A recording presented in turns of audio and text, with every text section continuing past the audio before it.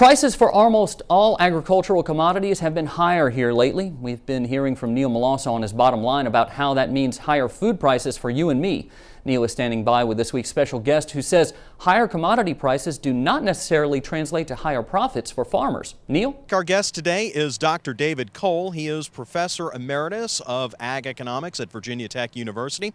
And Dr. Kohl, one of the things we've seen trend-wise in commodity prices here lately is the decoupling of those prices to fundamentals. You know, it doesn't really seem to matter how much grain we have. It seems to matter how much oil costs and what Europe's doing and all kinds of things. Tell me about some of these big trends that we've encountered here lately with prices. Well, I think one of the things that we're seeing is there's many game changers, and one of the game changers, of course, is the demand coming from Asia.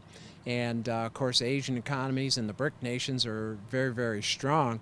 But another element that's really putting a lot of volatility into the agricultural prices is weather events that are hitting our major production areas. And, of course, when that happens, that knocks supply down. And then, of course, a lot of the hot money, in other words, it's floating around the world trying to get a quick return, gets in our commodity markets. And so this is where you'll see prices change 30, 40 cents in a day.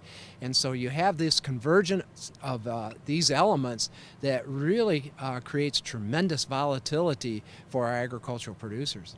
One of those, of course, that's been hit hard by that is livestock, of course. And one of the things we've talked about is the fact that with a lot of money going in, even though prices may be very high for a lot of livestock, the margin compression, that is the amount that their overhead plays into that, really takes a lot of the profitability out of it. Yeah, you're really spot on that. Matter of fact, if we look at cattle numbers right now, particularly in beef, they're at a 1950 level low. However, the prices are high, but you look at the price of corn or all the inputs that go in to feed our cattle out, they're tremendously high. And so what's happening is you have margin compression at higher input costs. So if you do have a slip up, you can go under, and you can go under very fast. So margin compression is definitely an element that's hitting our livestock sector. One of the questions, of course, in agriculture right now is, are we in a bubble? And I know one of your platforms is, it's not necessarily a credit bubble, but one of assets. Tell me more about that, and especially as it relates to land value. Well, one of the things that we're seeing is we're not in a credit bubble in agriculture like we were in the 1980s, because if you look at it, we're in more of an asset bubble, and it's being caused by 4 or 5 things. First, the BRIC nations and the demand for food, fiber, and fuel. Ethanol.